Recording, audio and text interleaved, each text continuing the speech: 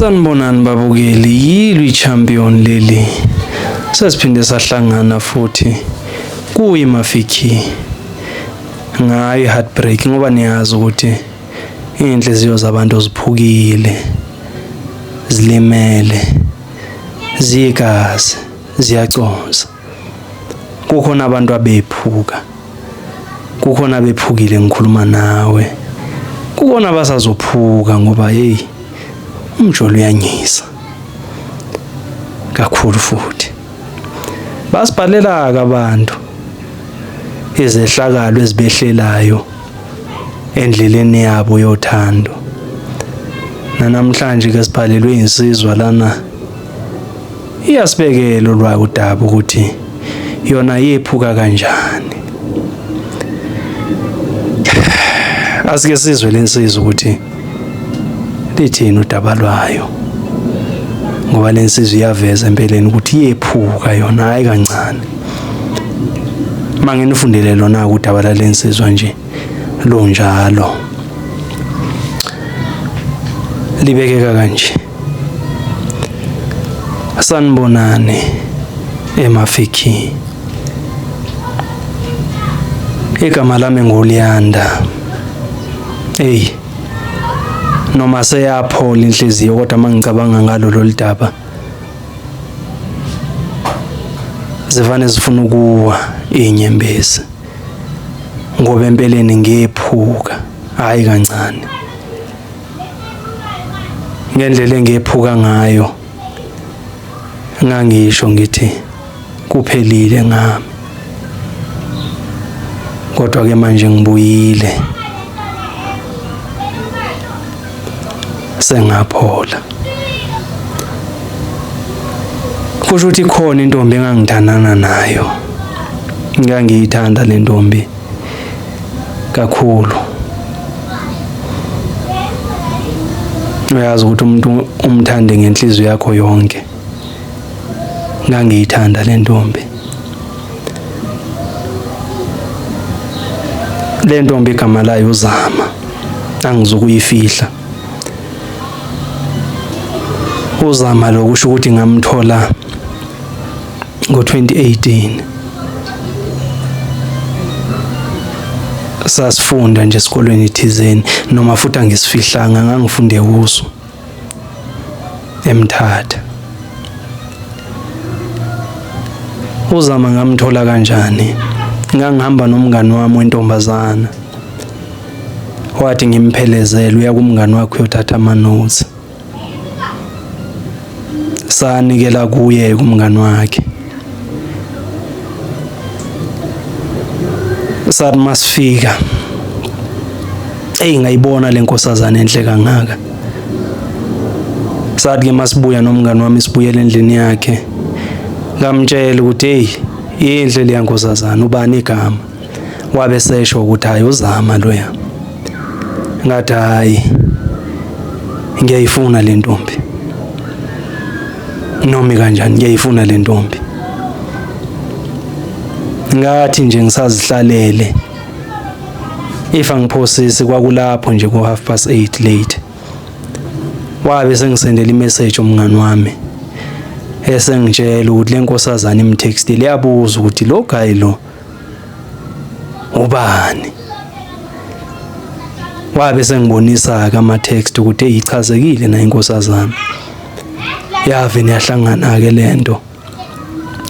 Kwasho ukuthi phela ke ngesoka angizuvane ngihlomeke, ngoba naku inkosazana seyibonisile ukuthi ithathekile yimi. Ngabe sengizenza isilinyana nje sengithi ichunguloni wabo. Ngathatha inamba saxoxa nenkosazana. Kwabe sekuvalwe izikole ke lapho sagoduka. Ngabe ngixoxa nayo ke inkosazana, ngiyichaza ngayo yonke indlela, ngiyibulala ngamahlaya, ngiyibulala ngokuyincoma ekseni emini nantambama. Ngase ngibona ke la ukuthi ngingenile impela ke la, kodwa phela le nkosazana ngangiyithandile, nawe futhi yaseyivezile ukuthi ngithandile. Ngathi chungalo lonwabo, ngoba phela ngangafune kuyibhuda lento. lo muntu ngangifuna ukuthi ngimsondeze kube wami. Ngikwaziseke lapho ngangingenantombi, ngangisingle. Ngithe nje sekusondela ukuthi ngibuyele ngoba phela kwakumatshi ngaleso sikhathi. Sasivale nje iviki elilodwa sizobuyela esikolweni. Ngangizogoduka ngolosine. Ngayitext inkosazana kwakulosibili lapho. Ngayibuza ukuthi iphindela nini esikoleni. Yabe sengitshela ukuthi hayi kusasa iyahamba. Ngapakisha umthwalo ke lapho ngithi hayi nami ngiyabuya. Phela kwazisa abanye mabengekabuyi. Siningi isikhathi sokuthi ungenza noma yini oyifunayo. Le nkosazana kwayisikhathi sami sokuthi nami ngizizwe ukuthi ziyasebenza yini. Ngikwazi nokusheshe ngiligoqe lonke udaba. Zithi zivula izikole bathi bebuya abanye ngibe yonke into sengiyiprotectile icrown yami. Ngaphakamisa wami umthwalo nami ngawuqoqa. Ngabe sengibabikele ekhaya ukuthi sekuyaphuthuma esikoleni sesifuneka ngokusheshsha bathi hayi mntana hamba esikoleni. Kwaba ngiyagibela ke kanjalo. Ngafika sahlangana nenkosazana. Ngizazama ukuligoqa ke libe lifishana udaba lwami nale nkosazana ngoba phela la siyakhona siyekuthinini yangiphula kanjani. Empeleni nje kwathatha nje isikhashana sibuyile esikoleni saqomana kwamnandi. Kwenziwa yonke into ongayicabanga kwamnandi.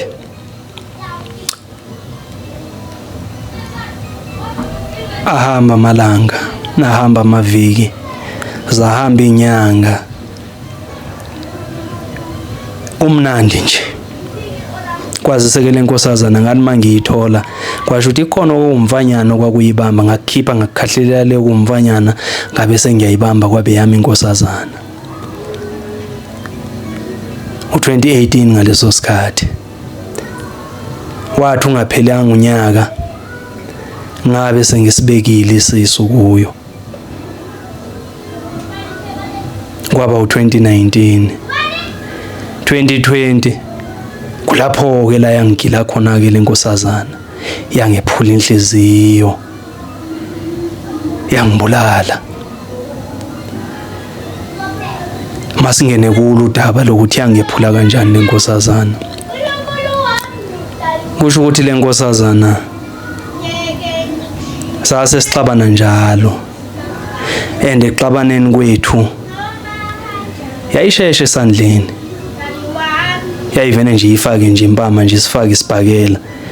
Kwaziseke mina ngiyindoda phela ngikwazi ukuthi ngingaphindisela kumuntu wesifazane. Ngabona ukuthi lo muntu lo uzongibulala lo. Kwangange ngithi mangivuka ebusuku ngivuke ngibuke enhlavini zamehlo encancazela umlomo encancazela nasemahlweni. Into waqale uyibona ukuthi iyathuthumela impela. Ngabona lo muntu lo ngelinye ilanga nje mangivuka ngivuke nje sengivukela ukufa. Ngoba ngase ngihlala naye ngaleso sikhathi ngabe sengiyamxosha. Kwadlula nje amalanga amabili kwelesithathu ngazisola phela umuntu bese ngimjwayele sesiside isikhathi. Kwazise sinethambo lethu eseliphila. Ngazama ukuxhumana naye hayi engawabamba ama calls wami. Ngazama ukumthinta ku WhatsApp lutho akabuyeli kimi. Ngambona ithishwi ngazama ukumlanda. Ngangisegumeni lami lapho uthe mayithishwi ngabe sengiphuthuma ngesivinini ngiyokhuluma naye. Wabe sengibalele njani endala ukuthi yakazingeni mina akasangifuna ukungibona. Phela ngiyamazi umuntu uqofa kuphi wami lo muntu. Ngazama ukuncenga lutho. Nangelesini ilanga ngazama ukuncenga lutho. Into avane wayenza wavinwa wangisendela isithombe sendoda yakhe entsha bemuncane. Lapho yavene yahlukana kabini inhliziyo. Ngayizwa idabuka, ngayizwa ngathi ihlatshwa ngomkhondo. Lo muntu phela wami lo. Uma wengane yami lo. Ngisamthanda futhi. kube nje iphutha lokuthi ngimxoshe ngenxa ungazwisisani ngenxa nje yezimo zempilo. Lazula ikhanda ngajikeleza indlu yonke, amathemba ngiphelela, ilanga langishonela emini. Ngazama ukumfonela ngathola ukuthi sengiblokhiwe yonke indawo. Ngavuka ngakusasa ngazitshela ukuthi uyabona ke la mangiphume mangizitholela intombi enhle le ezokwenza ukuthi ngikhohlwe ngaye.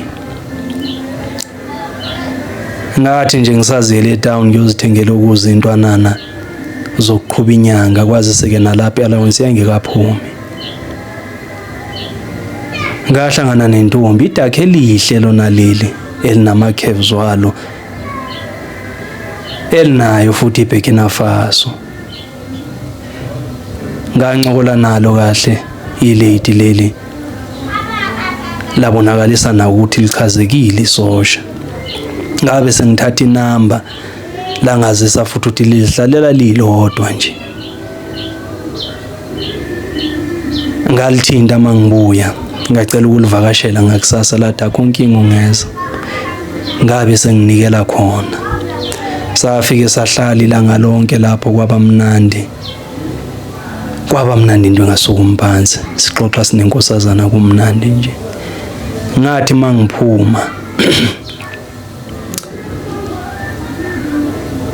mangiphuma yazi umuntu osophile naye isikhathi eside umbona noma ebhekile noma ngavela ngekhanda noma ngaveza isandla nje kuphela kodwa uyambona ukuthi lo muntu wami lo. Ngathi mangisitha ngisitha ngebhilidi ngabona ukuthi ayimani lo muntu engimbonile khona umuntu wami loya.